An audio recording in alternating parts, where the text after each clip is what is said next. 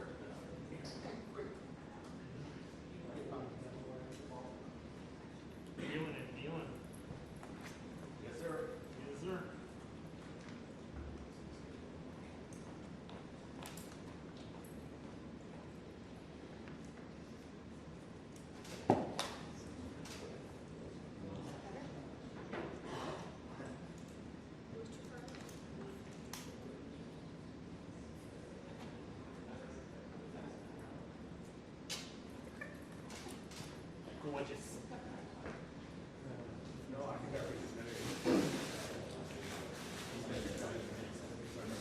What's that? I'm even going. We always get it. I know.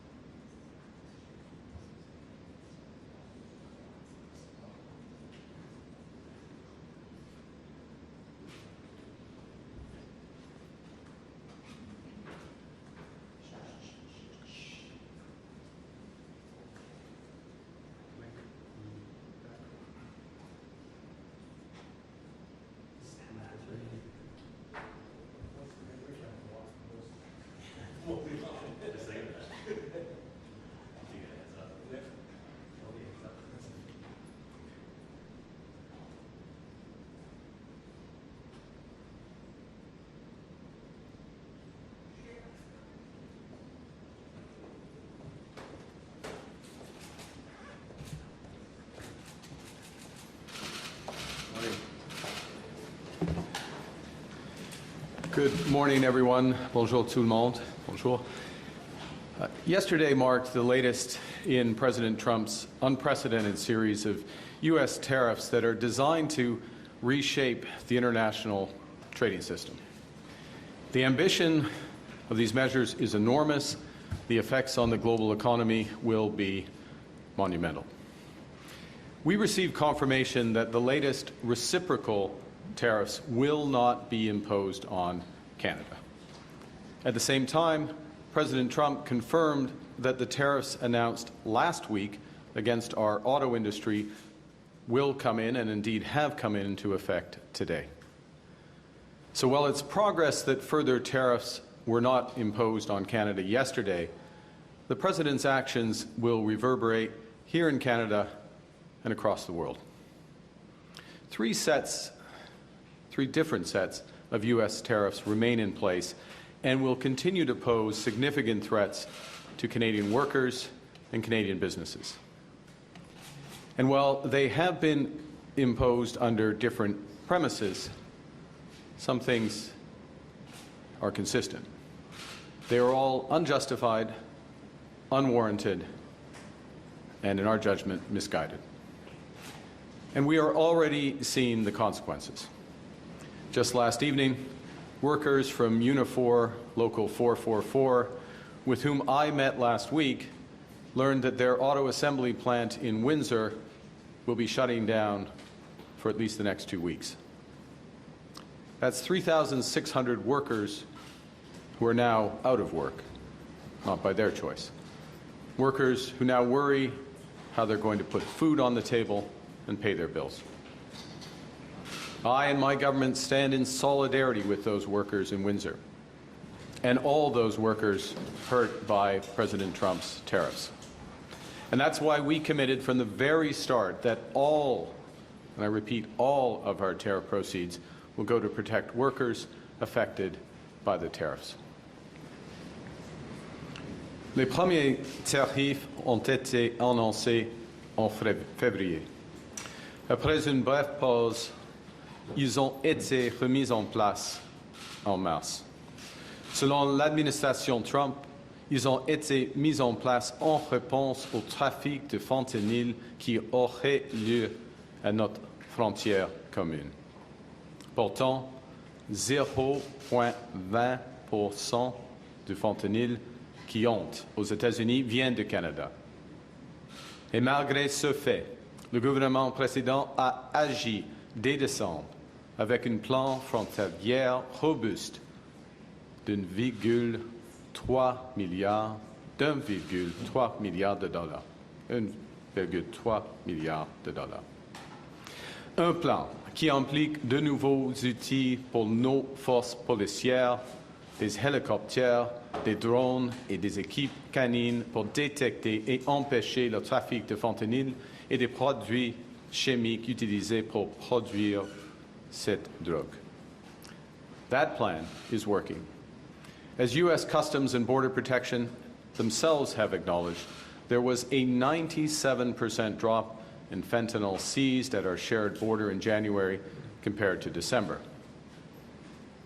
In fact, Canada was not mentioned once in the United States annual report that lists the biggest threat to that country. Just last night, the U.S. Senate made it clear that these tariffs are a mistake. The Senate voted to repeal them in a symbolic but important assertion of both fact and solidarity. The second set of U.S. tariffs were imposed in March on steel and aluminum imports from around the world, including Canada.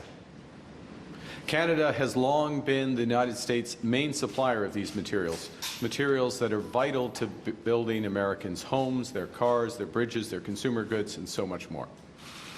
These materials are vital to powering America's economy.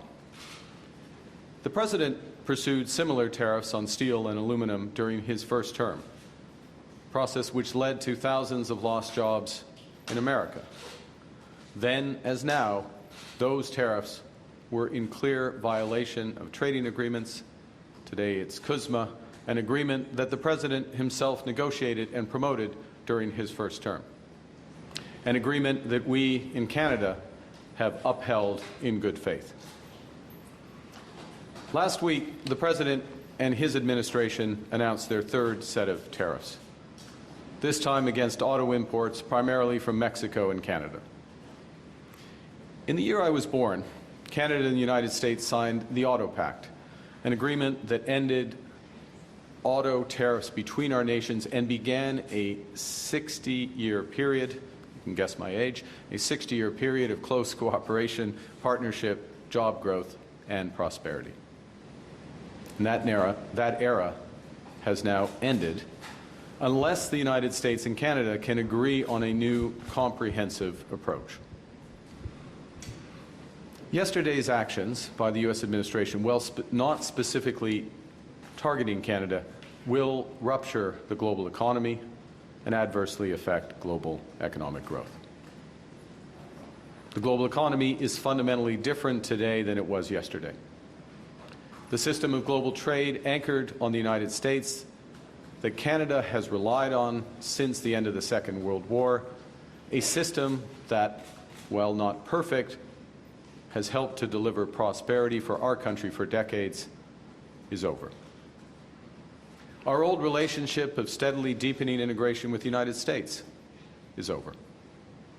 The 80-year period when the United States embraced the mantle of global economic leadership, when it forged alliances rooted in trust and mutual respect, and championed the free and open exchange of goods and services, is over. Well, this is a tragedy. It is also the new reality. We must respond with both purpose and force. We are a free, sovereign, and ambitious country. We are masters in our own home. Nous sommes maîtres chez nous. Nous contrôlons notre destin. Nous allons tracer notre propre voie. Nous choisissons de nous battre, de protéger et de bâtir. Nous allons nous battre contre ces tarifs jusqu'à ce qu'ils soient annulés. Nous allons protéger nos travailleurs, nos entreprises pendant cette période difficile. Surtout, nous allons bâtir une économie canadienne renouvelée. Nous allons bâtir un Canada fort. We will fight to bring each of these tariffs to an end. We're fighting in courts, challenging that these tariffs have been illegally imposed under U.S. law. We have filed disputes underscoring that they are in violation of our free trade agreement, CUSMA. We have gone to the World Trade Organization because these actions are against international trade law. We are responding today with, and we have responded throughout, with carefully calibrated and targeted counter tariffs. Hier, j'ai rencontré mon conseil sur les relations canado-américaines. J'ai tenu une rencontre du comité du Conseil des ministres sur les relations canado-américaines. J'ai aussi convoqué les premiers ministres des provinces et territoires pour la troisième fois en autant de semaines. Nous sommes unis. Nous sommes déterminés. As I told President Trump during our call last week, Canada will respond to the U.S. auto tariffs.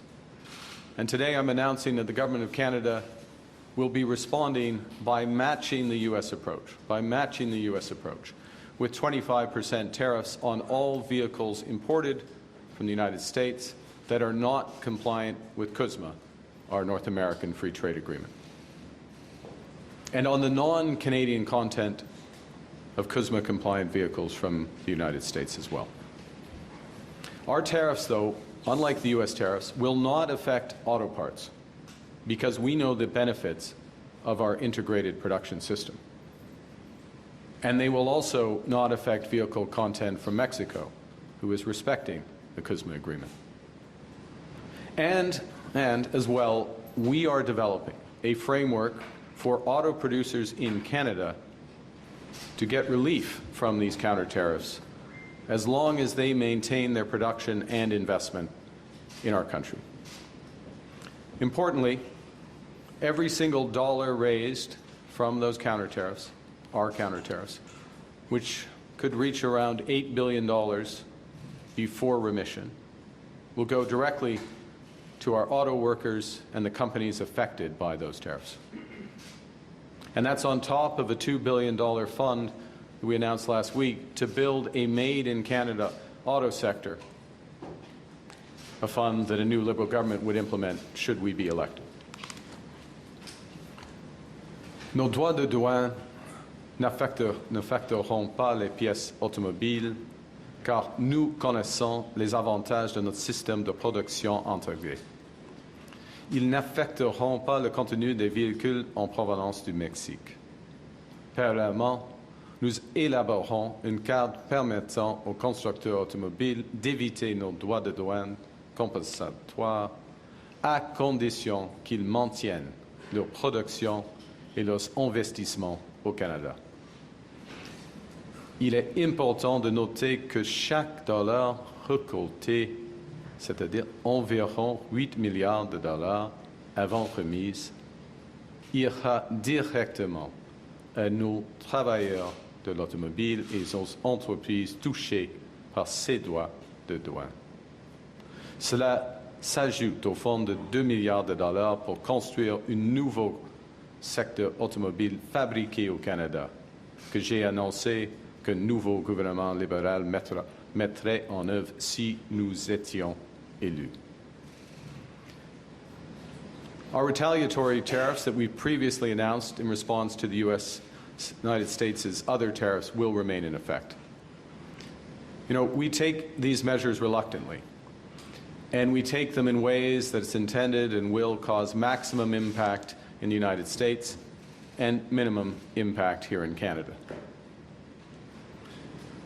And we should be aware that the President and his administration have also signaled that tariffs will be applied on what the Americans term as strategic sectors: pharmaceuticals, semiconductors, lumber, and agriculture. Dans les jours et les semaines à venir, nous dirons à nos homologues américains que ce serait une erreur, que la question de l'offre n'est pas sur la table, que toute nouvelle mesure commerciale entraînerait une réponse calibrée, mais énergique, de la part du Canada, et que le moment est venu de renégocier en profondeur notre partenariat économique et de sécurité. As President Trump and I agreed last week, he and the Prime Minister of Canada will sit down immediately following the election to find areas of common ground and agreement in a new economic and security partnership. I told the President that I will be working hard for the next month to earn the right to represent Canada in those discussions, to get the best deal for Canada under the new U.S. approach. At the same time, Canada must be looking elsewhere to expand our trade, to build our economy, and to protect our sovereignty. Canada is ready to take a leadership role in building a coalition of like-minded countries who share our values. We believe in international cooperation. We believe in the free and open exchange of goods, services, and ideas. And if the United States no longer wants to lead, Canada will. Canada is strengthening our trading relationships with reliable partners.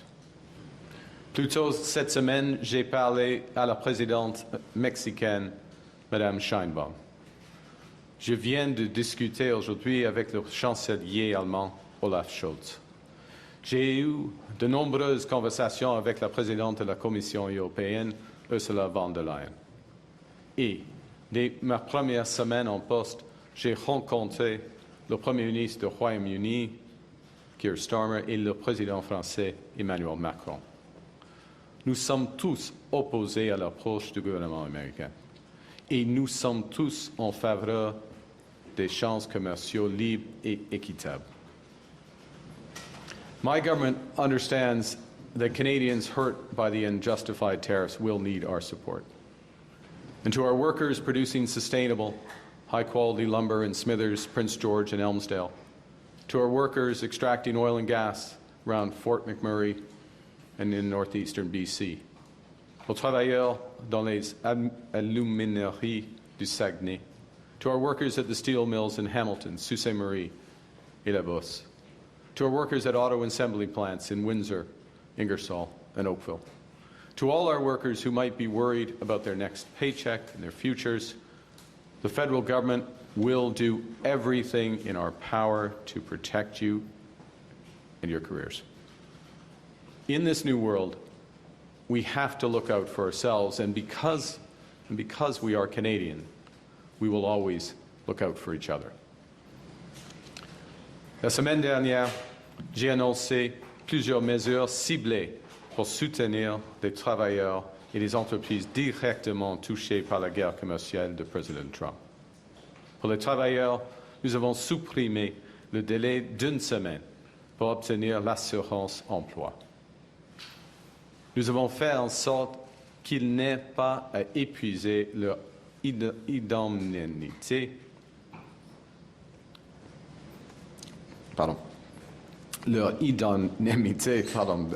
De part avant de toucher l'assurance emploi, et nous avons facilité l'accès à l'assurance emploi.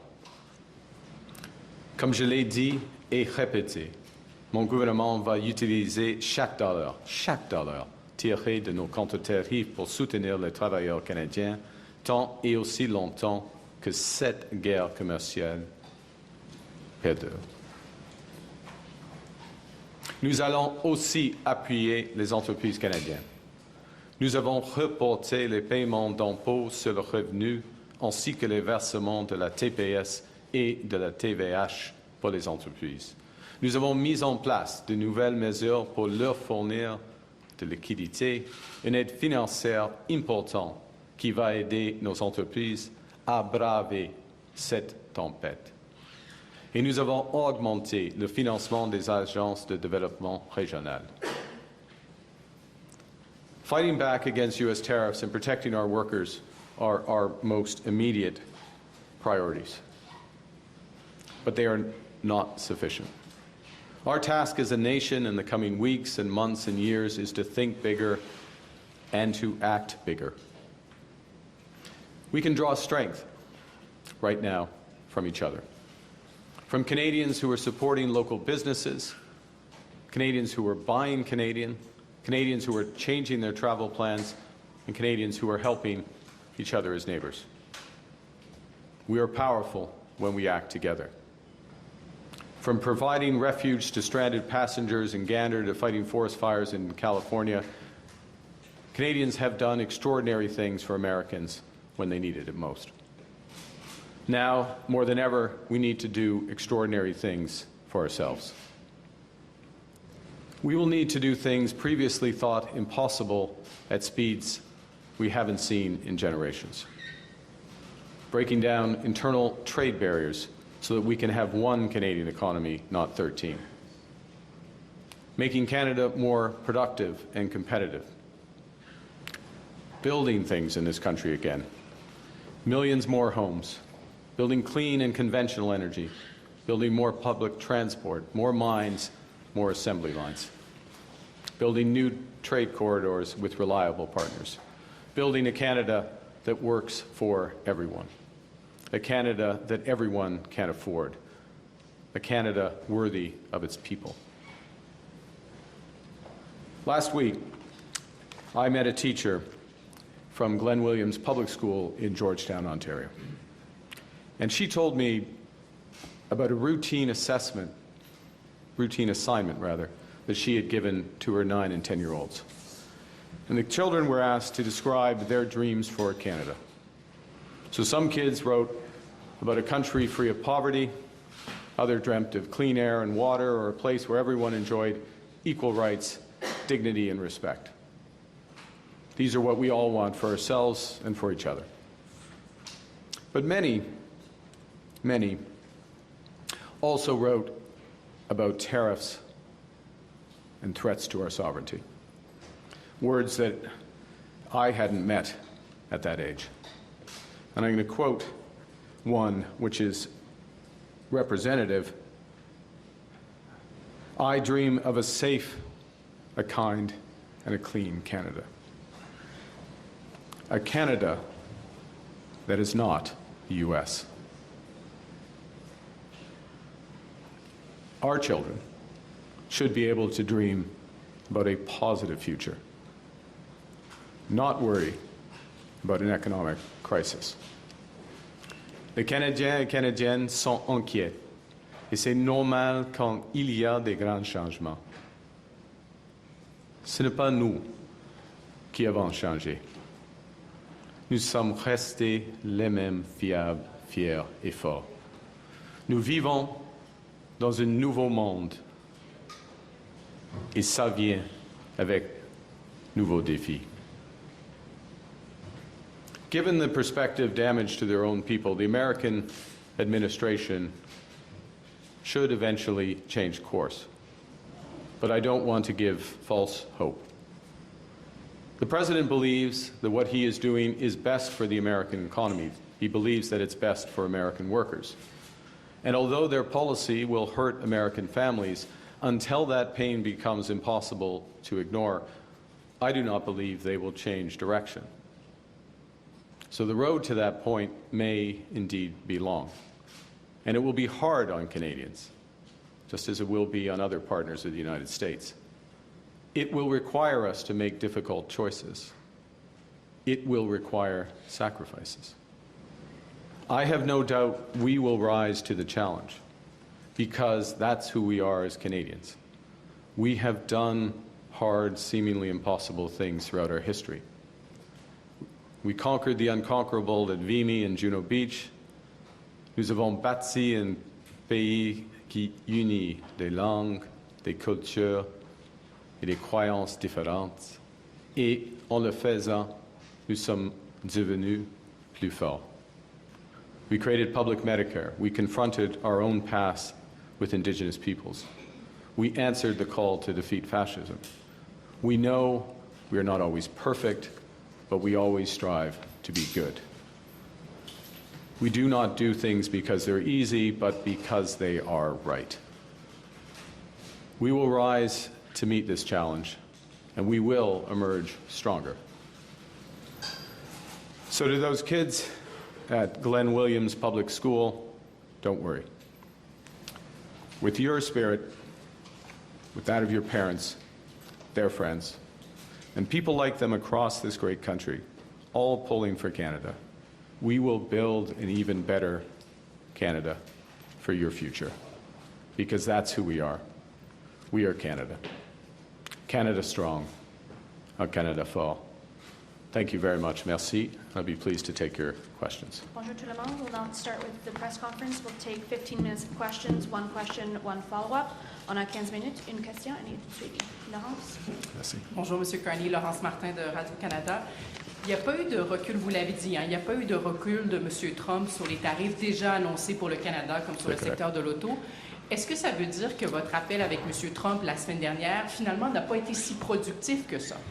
Je crois que vous avez raison, et comme je viens de décrire, il n'y a pas de recul des tarifs par rapport au fentanyl, l'acier, l'aluminium et puis le secteur automobile. L'appel avec Monsieur le Président, nous avons fait de progrès. On peut le voir avec le résultat par rapport les tarifs réciproques. Nous avons eu le meilleur accord d'une série de mauvais accords. Ça, c'est la vérité, okay, dans ce cas. Première chose. Deuxièmement, nous sommes d'accord, Monsieur le Président et moi, nous sommes d'accord qu'au début de mai, il y aura le commencement des discussions globales en ce qui concerne le partenariat économique et sécuritaire du Canada et les États-Unis. Alors, encore, ça c'est du progrès, parce qu'on ne peut pas faire de progrès avec chaque initiative, chaque enjeu. Il faut avoir une discussion globale entre les deux pays souverains. In English before my... You're absolutely right. The core tariffs with respect to fentanyl, automobiles, steel and aluminum remain in place. With respect to an enormous series of trade measures that were announced yesterday, we have the best deal of a series of tough deals, bad deals in many respects. That is progress. That is recognizing the partnership. As well, what was also progress in the call the President and I had last week is this agreement that we will sit down, future Prime Minister and him as President will sit down and begin negotiations on the overall economic and security partnership with Canada.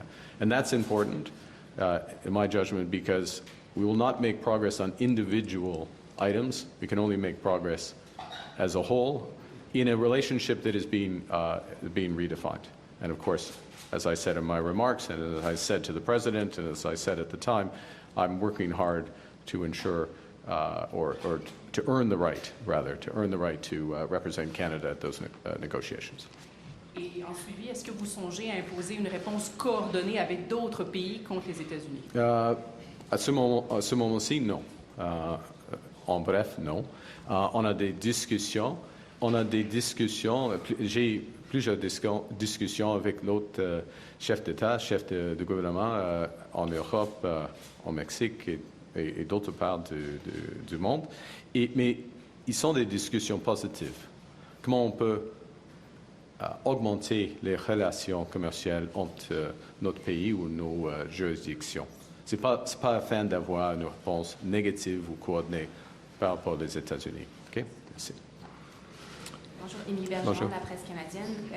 Votre votre prédécesseur, Justin Trudeau, avait invité les autres chefs de parti à des rencontres conjointes pour montrer que le Canada est uni, qu'il y a un front uni face à M. Trump. Pourquoi, si vous mettez votre campagne électorale sur pause et que vous êtes dans vos avis de premier ministre et que vous dites que c'est un enjeu non partisan, alors pourquoi vous ne faites pas comme M. Trudeau et vous invitez les autres chefs de parti soit à une rencontre ou à un appel? Les autres chefs du parti sont avisés de notre réponse. En ce qui concerne la coordination canadienne, j'ai plusieurs discussions avec tous les premiers ministres des provinces et territoires en groupe et dans un sens bilatéral, des discussions avec des chefs des syndicats, des chefs, des dirigeants autochtones, des PDG, tout cela. Il y a beaucoup de consultations, coordination, et nous avons une équipe canadienne par rapport aux États-Unis, et si je peux dire, la réunion aujourd'hui des premiers ministres était fantastique dans un sens, parce que nous sommes tous alignés. OK. Ça n'a pas vraiment répondu à ma question, mais je vais aller sur un autre sujet, la gestion de l'œuf. Pardon. Vous avez dit que vous voulez protéger la gestion de l'œuf, mais est-ce que vous vous engagez, si vous êtes élu premier ministre du prochain gouvernement, à déposer un projet de loi, comme il y en avait un devant la Chambre des communes au Sénat, pour vraiment l'inscrire dans une loi que la gestion de l'offre, c'est une ligne rouge, ça ne peut pas faire partie d'une négociation commerciale, puisque le gouvernement précédent, le gouvernement sortant, avait voté pour un tel projet de loi. Donc, est-ce que vous vous engagez à redéposer? OK. On commence avec le fait que c'est un nouveau gouvernement. Il y a des changements. Nouveau premier ministre, nouveau gouvernement. Et en ce qui concerne les négociations avec les États-Unis, dès que le 1er janvier ou le mi-janvier, en effet, quand j'ai commencé ma campagne pour la chefferie libérale, j'ai dit clairement que la gestion de l'offre, la langue française et la culture ne seront jamais sur la table. Ça, c'est une ligne rouge, une ligne claire. Et nous n'avons pas, par exemple, les discuté, Monsieur le Président et moi, pendant notre appel. Okay? Good morning, Tonda McCharles, Toronto Star. Could you please expand and be specific on what you mean by an economic and security agreement?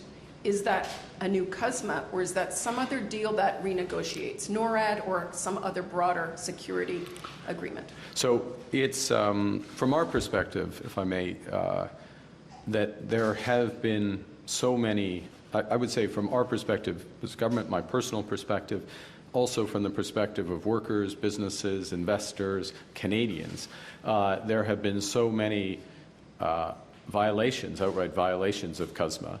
There's supposed to be, I'll give you one example, one of many examples, but for steel and aluminum, there's an explicit side letter in CUSMA which says that there needs to be 60-day consultations for any changes. That obviously was not the case. There are many other examples of this. There have been so many of these violations that there is a need to have a renegotiation and a reaffirmation of which elements of the commercial relationship, the trading relationship, stand. Now, they may change, given the objectives of the United States. They may change, given, in fact, I think they will change from our perspective as well, in terms of what we need to do that's best for Canada, given the new U.S. position on so many things. As well, it is sensible, in my judgment, that we also discuss defense and security partnership. We have a long-standing defense and security partnership. Some of that partnership is for security, but it's also a commercial relationship. And we want to make sure that commercial relationship works for Canada. I will observe that 80%, 80 cents on every dollar that we spend on military equipment in its broadest sense goes to the United States. In the current stance of the relationship, that doesn't make sense. So we want to sit down and have everything on the table and have that discussion, everything on the table within commercial, subject to my previous response to the last question. So I understand that not to be all balled up in one agreement, separate agreements, but in the future negotiations, Yeah. sort of that he has hanging over Canada, even if he lifts the border tariffs you call unjustified. So I think there are several things, if I may, and it's hard to predict all elements of this, but there are certain sectors in the North American economy, the Canadian-U.S. economy, that fundamentally rely on the integration in those sectors. There's no better example of this than in autos, where it literally has been built up over my entire lifetime. And that the competitive threat in North America is from Asia, not within North America. And it will become our judgment, and the judgment, I would say, of virtually everybody who works in the auto industry, virtually everyone, not everyone, not the UAW apparently, but I think they're going to find out, that this is going to damage the U.S. auto industry as well as the Canadian auto industry. And it's going to damage the industry relative to competition from Asia. So when there's that discussion, the question, part of the discussion is going to be, how do we put back together elements of that integration? And if it's not going to come, how are we going to act in Canada? And we're going to do this, elements of this anyways, if my government is elected, which is to build a true Made in Canada strategy that makes us much more resilient with the U.S. So, Tonda, I can't pre-wire all those discussions, but what I know is that trying to have a discussion, given the scale of ambition of the United States, given all the measures they've taken, not just against Canada, but against the whole world, that we are not going to make progress if we try to focus on only one issue. We need to reset the overall relationship. We need to set the boundaries around that, where we're going to work together, reestablish confidence, first and foremost for Canadian workers and their families, so that they know where their careers are, where their jobs are, and then more broadly for investors and business. Okay? Thank you. Good morning, Prime Minister. Jillian Piper with Global News. Are you planning to have another phone call with President Donald Trump to discuss these tariffs? If it's appropriate, we will. We agreed that we would, when we last spoke, that we would talk as needed over the coming weeks. So it may happen. There's not one scheduled, and as I said, I'll just reiterate, when we spoke, I did advise the President that we would be retaliating against the auto tariffs. We were going to wait to see what happened with these reciprocal tariffs that were announced yesterday. We have taken a very focused, calibrated response, balanced response, one that creates incentives for the automakers. So as appropriate, we will speak. I'm very conscious, we're very conscious that there are additional measures likely to come in other sectors, including forest products, pharmaceuticals, and others. You said previously that the relationship that Canada had with the United States is now over. Is the U.S. still our ally?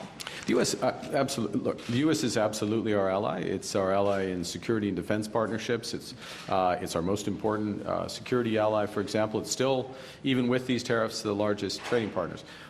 The point I made last week, the point I made again today, is part of what our relationship has been based on, though, has been a degree of integration between our economies, our trade becoming closer and closer together. That is over. I mean, we saw that that was ending a while ago. It's now emphatic. I think the world is learning that that is over. That creates real challenges for us. We're not sugarcoating it. We're absolutely clear about that. It also, though, creates an enormous opportunity for a country like Canada, which has virtually everything that the world wants, has a lot of things that the U.S. wants, and they're going to find out how much they want it with these tariffs. So we have virtually everything the world wants. And when I talk to leaders in Europe, when I talk to the Mexican president, they want to work with us. They want to cooperate with us. And I'll say one other thing, if I may, and then hand, which is one of the things, and I'll go back to Team Canada, Premier Smith, Premier Moe, Monsieur le Premier Ministre Legault, all of those premiers in the very short term either have just gone on major trade initiatives to Europe in some cases, or about to go to trade missions in Asia. That's the Team Canada approach. That's the coordinated approach that we need. And I think Canadians, again, not sugarcoating the challenges, but can be very encouraged about the sense of purpose and action at different levels to move forward. Enfin, les alliés ou... oui, les États-Unis, bien sûr, les États-Unis est encore un allié du Canada. Les États-Unis, c'est notre allié la plus importante en ce qui concerne les matières de sécurité et de la défense, par exemple. Mais le monde change. OK. Ashley, please. Ashley Burke, CBC News. Good morning. You have talked about this, the old relationship when it comes to the tight military and security cooperation being over. So what exactly are you picturing, and what does that mean for NORAD? Well, first and foremost, what I've emphasized has been the commercial relationship, the trading relationship, and the direction of that relationship. It was only a few months ago that many responded to the initial U.S. tariffs and discussions of tariffs by saying, this was not me, to be clear, but some prominent Canadians said, well, we should have a customs union with the United States. We should become closer to the United States. It's clear that that strategy has tremendous risks, would be misguided in my view, and misguided and create tremendous risks. There may be certain sectors where that's the case, but as an overall approach, that view, that relationship's over. As I just said, our military and security relationship is still, with the United States, is still our most important one, without question. So I didn't declare the end of that, and I'm not declaring the end of that. What I have emphasized, and my government has taken action on, is diversifying and reinforcing other aspects of our security partnership. So we signed a major defense agreement with Australia, over the horizon radar. My trips to Paris and London were partly about deepening our security partnerships with those countries. We're looking on diversification in terms of maritime procurement and other aspects of procurement. We're reviewing the F-35 fighters to make sure that that's the right approach for the country going forward, given the other considerations. Last question. Yeah. You talked about how long and hard the road could be for Canadians if Mr. Trump keeps these tariffs in place. How long and hard, and is Canada headed towards a recession? Well, look, I think it starts with what the implications of these tariffs, yesterday's tariffs, which affect all economy, virtually every economy in the world, means for the global economy and the U.S. economy, and the U.S. economy which is slowing, U.S. economy where inflation is starting to pick up, where financial conditions are going to start to tighten, and a U.S. economy which has a possibility of tipping into recession themselves. So it starts there. It is usually the case that when the United States has a recession, that it's very difficult for Canada to avoid something similar. There's been exceptions to that. With the financial crisis, 2008-9, when I was governor, we avoided a recession. We need to take action now for short-term support and reimagine our economy for the medium term. And I won't go through the list of things. You personally have had to hear them a few times, but it is about that one Canadian economy, and it's about building everything from homes to new energy infrastructure to new ports and trade infrastructure. By doing that, and by doing that in a way that is as coordinated and impactful and immediate as possible, we create a real possibility, in fact, probability. It's not just right for the medium term, but it's right for the short term. And that, in many ways, is what's at stake right now. Yes, we have to respond to the U.S., and we are responding appropriately. Yes, absolutely, first and foremost, protect our workers. But we need to do much more than that, which is to build this economy. And in doing that, we can avoid the slowdown that is coming. Well, we can do better than the United States. That's my point. We can do better than the United States. Exactly where that comes out depends on how much damage they do to their economy. Thanks, everyone. That En concludes. français, sur le dernier aspect, en ce qui concerne le taux de croissance à l'échelle globale, ce qui est sûr est que les tarifs américains vont desserrer au moins l'économie mondiale, y compris et surtout l'économie américaine. Et à ce moment-ci, l'économie américaine ralentit et l'inflation aux États-Unis augmente. Alors, c'est une combinaison très difficile pour eux. Et c'est avant d'avoir des grands tarifs. Dans ces circonstances, normalement, il y a un fort ralentissement de l'économie canadienne. Mais on l'a évité en 2008, quand j'étais gouverneur de la Banque du Canada, et nous pouvons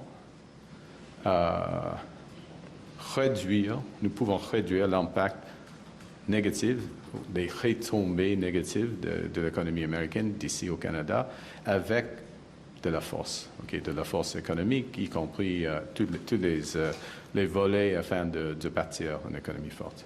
Okay, thanks C'est tout? everyone. Yeah. Sorry, we're done, sorry. Thank Oh, you. sorry. Thanks everyone. OK, merci. Thank you.